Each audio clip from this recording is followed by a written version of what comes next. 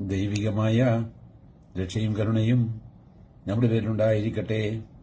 വിശുദ്ധ ഖുർആൻ സൂറത്തുൽ ബഖറ വചനം 155.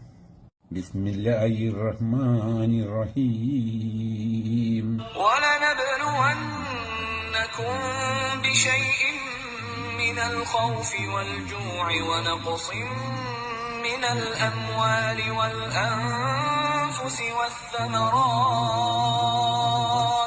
വബശ്ശിരിസ് സാബിരീൻ.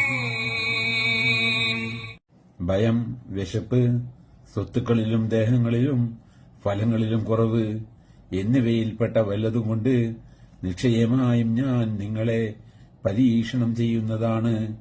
ക്ഷമിക്കുന്നവർക്ക് നീ സന്തോഷവാർത്ത അറിയിക്കുകയും ചെയ്യുക.